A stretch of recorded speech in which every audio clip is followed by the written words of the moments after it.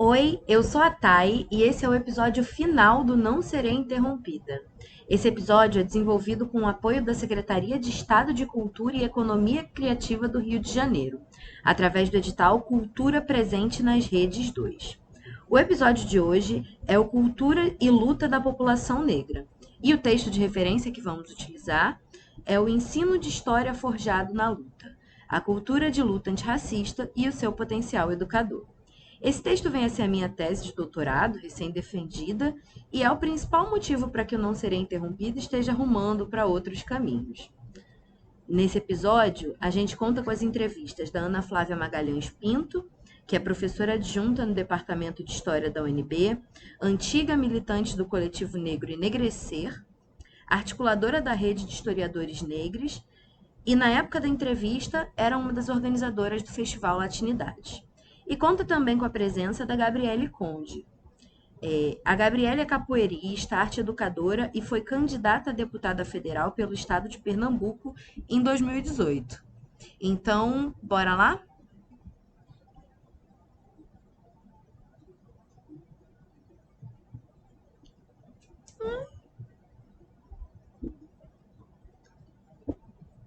Não abriremos mão dos nossos próprios marcos imaginativos, porque já temos um rol de conquistas a partir deles. Utopia para nós é tradição, é fundamento. Somos um festival multilinguagens que parte do lugar das artes e da cultura para dialogar, disputar narrativas e fortalecer diferentes saberes de mulheres negras, na academia, na rua, em casa, na escola, no chão de fábrica, na comunicação, nos movimentos sociais, na gestão de políticas públicas, na diversidade infinita das nossas potências e possibilidades de produção de conhecimento. Nossa história nasce de muitas utopias, herdadas e construídas. Não vamos parar. Vilma Reis já nos alertou. Somos a esperança nos escombros. Então, na mesma lógica do Fique em Casa, se puder, por favor, sonhe. Festival Latinidades 2020. Eu escolhi começar com esse trecho porque ele é muito forte sobre a potência que um festival como Latinidades tem, a potência que a cultura tem nessa reeducação do imaginário da sociedade, né? A gente está vendo aí, para quem está assistindo a gente pelo YouTube, vocês podem ver essas imagens que estão passando. E o que a gente pode perceber? Um apelo estético muito forte que remete a gente para um outro lugar. Essa é uma potência que nem sempre ela é valorizada. Inclusive, ela é posta em questão muitas vezes. O movimento negro e essa relação com a cultura tem um monte de nuances e tem um monte de inclusive contrapontos dentro do próprio movimento em relação a essa cultura. Existem novas formas de fazer movimento negro e existem antigas formas de fazer movimento negro. A cada momento, o movimento negro é de um jeito diferente, tem características diferentes, mas a cultura se coloca ali sempre como um ponto em torno do qual existem vários debates. Na década de 70, por exemplo, existia uma tensão acerca da cultura dentro da luta. E aí a gente pode ver aqui em cima, né, esse texto, e no bloco afro você faz na rua, você tem um apelo popular e ali você passa todas as informações. Essa é uma fala do vovô do Ilê e a gente percebe como ele entende que a cultura e a política elas estão extremamente interconectadas e a política é cultura. Já dentro de uma outra perspectiva, no mesmo momento, acerca do mesmo bloco, naquele mesmo contexto da Bahia, a gente tem uma outra perspectiva de um também militante do movimento negro, Gilberto Leal. Ele falava assim: não enfrentava a ditadura militar e não era um movimento de contestação política. Era um movimento de ocupação do espaço estético. Do ponto de vista dos postulados políticos, jamais. E aí a gente pensa, né? A gente caminhou tanto e essa perspectiva do que é cultura e do que é política, ela ficou para trás. Mas na realidade, se a gente for pegar esse gancho do Gilberto Leal e essa ideia do espaço estético, da ocupação do espaço estético e do que vem a ser política e cultura hoje, no século XXI, a gente vai perceber que a gente caminhou, mas não tanto assim. A gente vai perceber que esse é um ponto de similaridade entre esses movimentos negros, tanto da década de 70 como do século XXI, e que a tensão em torno da estética e dessa estética que compõe a cultura, né? E seja estética corporal, seja uma imagética, seja a literatura, seja, enfim, uma estética dentro dos movimentos de cultura popular, ela está sempre cercada de questionamentos. A gente pode ver aí, né, já com entrevistas no movimento negro do século XXI, esse trecho que é da Joana. Ela fala o seguinte: eu ainda percebo uma certa fragilidade nessa estética. Eu não vejo esses blacks dentro do DCE. É contraditório esse black todo dentro da universidade, essa estética, mas a gente só tá na estética. Em contraponto, a gente tem uma outra percepção que é uma percepção de que essa estética que atravessa as narrativas culturais mais diversas, ela tem uma sofisticação, ela tem uma outra perspectiva de afetação. Né? Então, de que formas a gente tem atuado nesse espaço de produção de imaginários que é muito precioso e que é muito contaminado e dominado pelos discursos coloniais? Aí eu acho que eu saí da militância mais dura, mais formal, para esse espaço de produção de imaginários. Essa é uma fala da Tatiana Nascimento. Então a gente consegue entender muito acerca da cultura, da relação entre cultura e política, observando o contraponto entre essas falas de militantes, tanto de movimento negro da década de 70 quanto do movimento negro do século XXI. E a questão é a seguinte: os universos estéticos imaginados e criados pela população negra para fazer frente ao racismo em diversas dimensões, como movimentos como o afrofuturismo, por exemplo, eles possuem um forte apelo estético, mas eles geralmente, eles com muita recorrência, são apreendidos fora de um contexto de um corpo que está em contato com o mundo e, portanto, produz impactos no mundo. Mas são apreendidos sempre dentro dessa perspectiva do que é só para ser apreciado, é belo, é agradável, mas é etéreo, é fútil, é fora da relação com a realidade. E aí essa é a questão de pensar cultura e política hoje. Cultura e luta, né, que é o termo mais apropriado, que é o termo que a gente escolheu usar aqui. Essa é a questão de pensar cultura e luta hoje.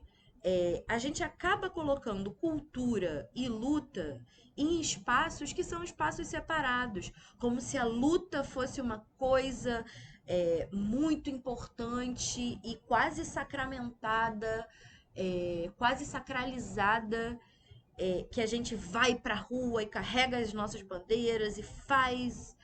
Enquanto a cultura é uma coisa que a gente faz para se divertir, é um outro ambiente. Ah, é bonito, é agradável, a gente aprecia, mas como se não fosse nada. Quando na realidade cultura e luta estão absolutamente intrincados.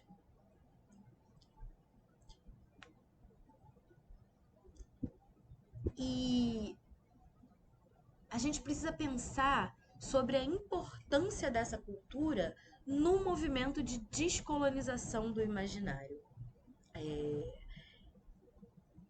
A cultura, né, ela é um dos tripés da luta antirracista. E é um tripé, é uma parte do tripé que costuma ser muito desvalorizada. Então, para a gente conseguir olhar de uma outra forma para essa cultura, O que a gente precisa perceber é o quanto essa cultura afeta os imaginários. E o quanto a descolonização dos imaginários é um aspecto importante da luta antirracista no mundo. É, o Mbembe, o Attila Mbembe, ele tem uma categoria que eu gosto muito de usar, que é a categoria de fabulação. Ele vai falar sobre como no momento da colonização se produz um imaginário que não condiz com a realidade desses povos que vêm a ser colonizados, né? E esse imaginário ele vai servir para dominação política. Então, o colonizador, ele chega nos espaços, chega nas terras, ele observa uma realidade, mas ele relata uma outra realidade. E esse relato, inclusive, que são os arquivos que a gente tem hoje, que é onde os historiadores fazem pesquisa, esses relatos, eles são preenchidos dessa fabulação, que povoa o nosso imaginário até hoje. E um exemplo que ele dá e que eu acho sensacional sobre esse processo de fabulação está no discurso sobre o colonialismo, que é um texto do, do Aimé Césaire. Eu vou ler um trechinho para vocês verem a potência de, do impacto dessa colonização do imaginário e desse processo de fabulação na nossa perspectiva de mundo e na nossa perspectiva de África e na nossa perspectiva de população negra e de povos que foram colonizados até hoje. E o Aimé Césaire ele vai falar assim: os vietnamitas, antes da chegada dos franceses em seu país, eram pessoas de cultura antiga, requintada e refinada. Esse lembrete aborrece o Banco da Indochina. Façam a máquina do esquecimento funcionar. Esses malgaches, hoje torturados, eram há menos de um século poetas, artistas, administradores. Silêncio. Boca costurada. E o silêncio é profundo como um cofre forte. Felizmente restam os negros. Ah, os negros. Vamos falar sobre os negros. Bem, sim, vamos falar disso. Impérios sudaneses? Bronzes do Benin? Esculturas chongo? Ótimo, será a oportunidade para escapar das tantas quinquilharias sensacionais que adornam as capitais europeias. Música africana, por que não? E o que disseram? O que viram os primeiros exploradores? Não aqueles que comem nos estábulos nas companhias exploradoras, mas os Delbé, os Marchais, os Pigafetta. E então Frobênios. Ei, sabe quem é Frobênios? Vamos ler juntos. Civilizados até a medula dos ossos. A ideia do negro bárbaro é uma invenção europeia. O pequeno burguês não quer ouvir mais nada. Com um movimento de orelhas, ele afugenta a ideia. A ideia, essa mosca inoportuna. Esse é o Aimé Césaire no discurso sobre o colonialismo. E a gente percebe, né, observando e ouvindo, apreciando esse texto do Aimé Césaire, a gente vai percebendo sobre como a realidade que a gente tem, ela também é construída. E ela é construída por um imaginário que precisa ser disputado. E quem disputa esse imaginário? A gente tem aqui uma fala que é da Ana Flávia Magalhães Pinto. E ela vai falar um pouco sobre a experiência dela com o enegrecer em contrapartida a essa experiência de um festival, do Festival Latinidades, né? E ela vai dizer o seguinte: o que o enegrecer fazia era muito óbvio. Estamos aqui para discutir seriamente, porque nós somos sérios, muito sérios, raivosos. No Latinidades, ninguém pensa que vai para uma coisa absolutamente séria. E daí a pouco você começa a ver na boca dessas meninas uma série de discussões, uma série de informações que sabe-se lá o que é que vai acontecer quando essas meninas tiverem a nossa idade.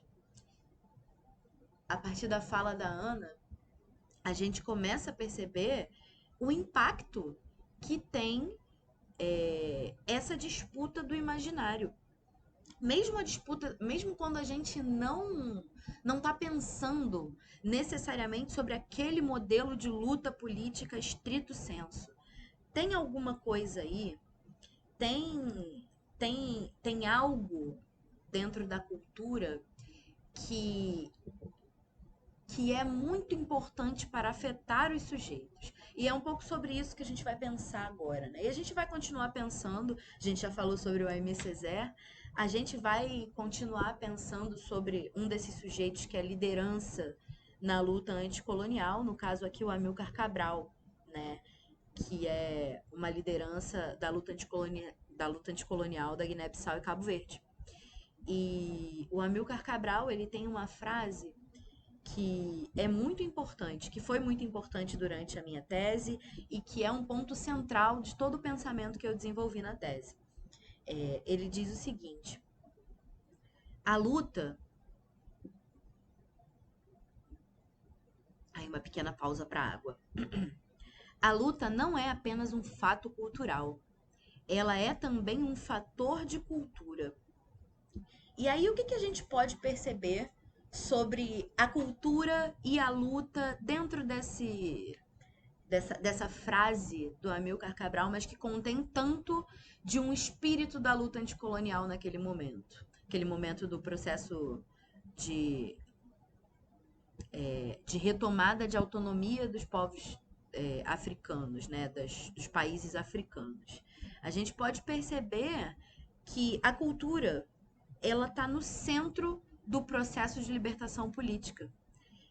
Se a cultura, em algum momento, ela foi, como a gente viu ainda há pouco com o Césaire, uma ferramenta para colonizar e para fabular uma realidade que ia dar suporte à dominação política pelos colonizadores, a cultura foi também o motor e uma parte importante do tripé que possibilitou aquela população e aqueles grupos que se organizaram pela libertação de suas nações a caminhar nesse sentido. O Cabral ele diz que a luta não é apenas um fato cultural. Isso quer dizer o quê? Que a luta ela não é só o resultado de uma série de processos históricos e uma série de coisas que aconteceram. A luta não é apenas uma consequência histórica do que já aconteceu. A luta também é um fator de cultura.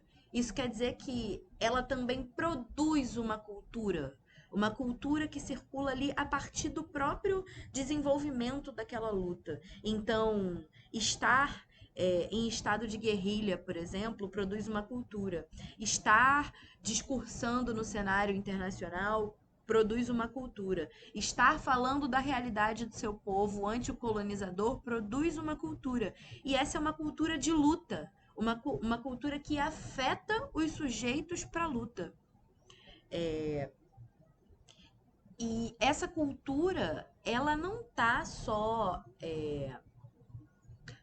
na organização político-militar estrito sensu para a guerra. Essa cultura está em diversos aspectos.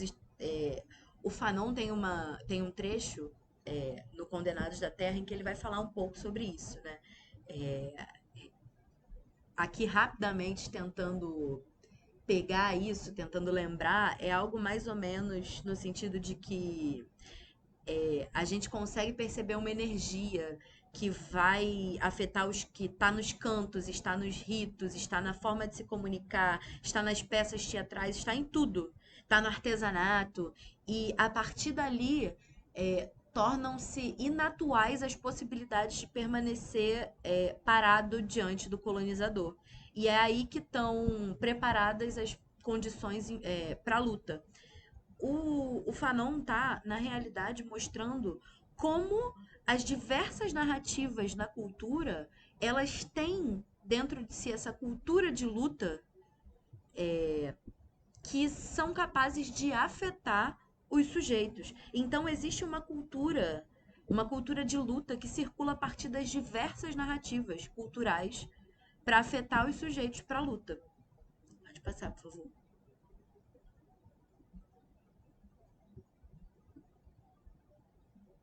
E aí eu quero chegar aqui, né? A gente falou um pouco sobre a luta anticolonial, sobre como se deu a dominação por cultura, através da cultura, e sobre as ferramentas que a gente tem da própria luta anticolonial e que são ferramentas que a gente pode usar. Mas como é que eu chego nisso, a partir disso, na realidade de hoje, na realidade do Brasil? E aqui tem uma fotinha do Amilcar Cabral, para quem está acompanhando no YouTube, vai poder ver aí, né? Como é que eu chego nisso hoje? A Nilma Lino Gomes, ela lançou esse livro que já é um clássico, né? Rapidamente tornou-se um clássico, que é o Movimento Negro Educador. E ela diz nesse livro que todos são, de alguma forma, herdeiros dos ensinamentos do movimento negro. E é justamente isso, armada com essa ideia que vem lá de Amilcar Cabral e da luta anticolonial, que eu vou pensar o século XXI e a luta antirracista que existe no Brasil. Se a luta produz cultura, como a Amilcar Cabral indicou pra gente, o movimento negro brasileiro, a partir da sua luta antirracista que já vem de décadas, também produz cultura de luta antirracista.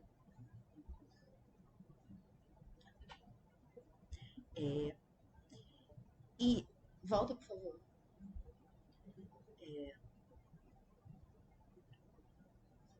Também produz a cultura de luta antirracista.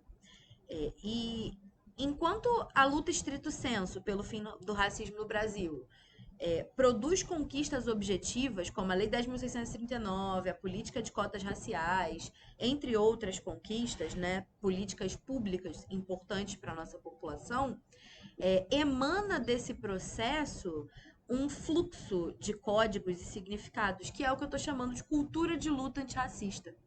E é a partir do contato com essa cultura de luta antirracista que vão ser possibilitadas outras dimensões de reeducação da sociedade, que vão ser possibilitadas que vários sujeitos sejam afetados, sujeitos que não seriam afetados de outras formas. Um exemplo, por exemplo, quando a gente teve a disputa sobre as políticas de cotas raciais no Brasil, essa foi uma disputa estrito sensu, o movimento negro organizado se articulou em torno dessa pauta e disputou em diversos espaços. No entanto, dessa disputa, desse espaço estrito sensu do que se entende como luta antirracista, emanou uma série de códigos e significados que se espalhou pela sociedade. O Brasil se viu diante do fato de que tinha que falar sobre raça, que é uma coisa que o Brasil é especialista em não falar. Então, o Brasil teve que lidar com o fato de que a gente tinha que disputar e que decidir e que optar por um lado ou por uma opinião dentro dessa discussão, se cotas eram boas ou se cotas eram ruins. E isso fez com que a gente tivesse que enxergar que o Brasil tem cor, sim, que não somos todos iguais, que essa ideia de aproveitando que a gente está em novembro, né, de que essa ideia de Dia da Consciência Humana é uma falácia. E isso fez com que as pessoas começassem a ser afetados. Esse é o tipo de afetação que a cultura de luta antirracista provoca. Pode passar, por favor. E aí a gente chega aqui, especificamente, nessa expressão, nessa narrativa importante da cultura de luta antirracista, e eu compreendo assim, que é a capoeira. Uma dentre muitas outras narrativas, né? Narrativas que carregam a cultura de luta antirracista e por isso elas podem afetar sujeitos. E aí a gente fica aqui com a fala da Gabriele Conde. A Gabriele Conde ela vai dizer o seguinte: eu acho que a capoeira, por ser polissêmica, por aglomerar uma série de valores para a construção cidadã mesmo, a oralidade, você vai aprender a escutar, a circularidade, você aprender a se colocar na condição de igual, de igualdade com outra pessoa. A musicalidade, as músicas da capoeira falam sobre a nossa história, falam sobre nós, sobre como o nosso povo veio para cá, como a gente se construiu. Pode passar. essa fala é bastante importante, né? E quem está familiarizado com esses aspectos que a Gabriela Conde trouxe, ela está falando de circularidade, oralidade, musicalidade. É, esses são aspectos que compõem a mandala dos valores civilizatórios afro-brasileiros, que é uma ideia e uma ferramenta produzida pela Azoildo Loreto Trindade, Azoildo Loreto da Trindade, e é uma ferramenta que se mostra muito potente e cada vez mais potente na disputa dessas outras afetações que a gente precisa ter em pauta hoje, dessas outras formas de afetar sujeitos para a luta antirracista e para uma educação antirracista e para uma ética antirracista, que é o que a gente precisa desenvolver na atualidade e expandir cada vez mais. Então, a Zoilda apresenta essa mandala e quem está acompanhando pelo YouTube está vendo. Os componentes dessa mandala são circularidade, religiosidade, corporeidade, musicalidade, cooperativismo, comunitarismo, ancestralidade, memória, ludicidade, energia vital e oralidade. São todos aspectos que estão muito envolvidos e que costuram essa relação entre luta e cultura é, de uma forma muito potente. Passa, por favor. Eu chego nessa última fala da Gabriele Conde e eu acho que algumas coisas precisam ser ressaltadas, né? Primeiro eu vou apresentar a fala delas para vocês, a fala dela para vocês, e depois eu vou comentar um pouco sobre isso. Ela diz o seguinte: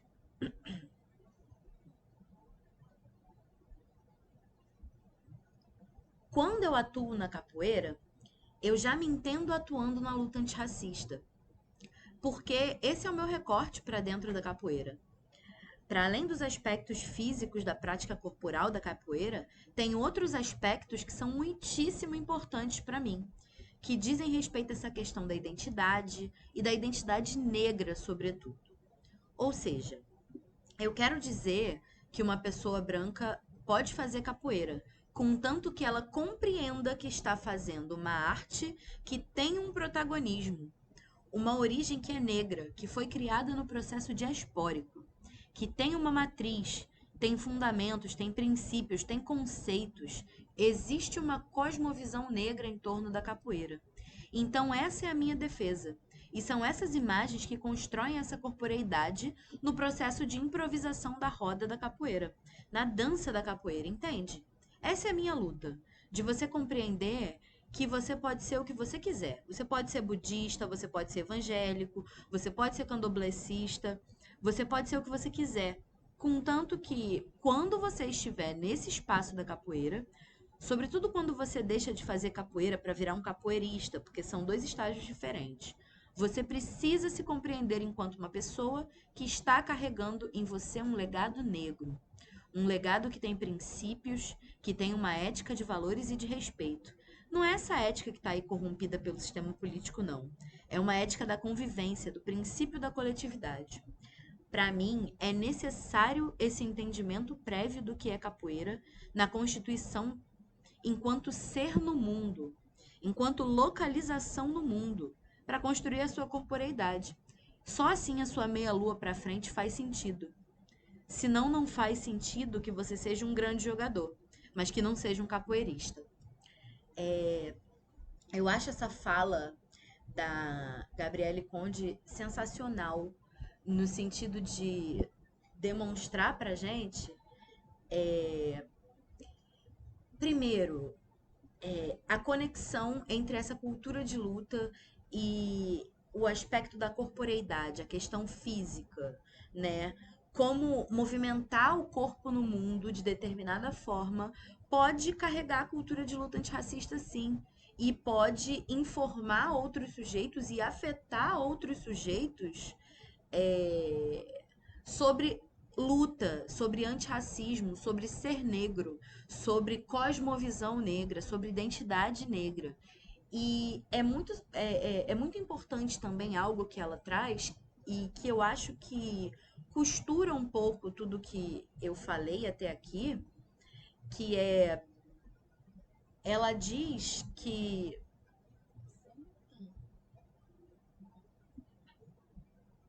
ela diz que ela diz o seguinte: quando eu atuo na capoeira, eu já me entendo atuando na luta antirracista. Isso mostra como cultura e luta antirracista são duas coisas que estão extremamente interconectadas, tão interconectadas que é, estranha o fato de que as duas coisas ainda hoje sejam entendidas como dispersas uma da outra. É, eu acredito que essa é a questão. A gente precisa entender que a cultura ela é um forte veículo dessa cultura de luta antirracista. E aí pensando, né, a cultura que eu quero dizer, a capoeira, mas também o afrofuturismo, entre muitas outras narrativas, a literatura, a estética, a própria estética física e corporal. É, e apesar das duras batalhas da atualidade, a cultura de luta antirracista ela não retrocede. Ela segue se infiltrando na sociedade através dessas diversas narrativas. A cultura representada aqui, a partir da capoeira, mas também do afrofuturismo, são apenas duas dessas narrativas, que são veículos da cultura de luta antirracista e que seguem afetando e alcançando cada vez mais corações e mentes para o antirracismo. E eu acho que esse é o importante. É com essa ferramenta que a gente traz da nossa ancestralidade, que a gente traz das mulheres negras e que a gente pega de Azoilda e de Amilcar Cabral, que a gente precisa se localizar e se entender no mundo para conseguir desenvolver daqui para frente a luta antirracista, entendendo que a cultura de luta antirracista nessas narrativas é uma parte muito importante do desenvolvimento dessa luta.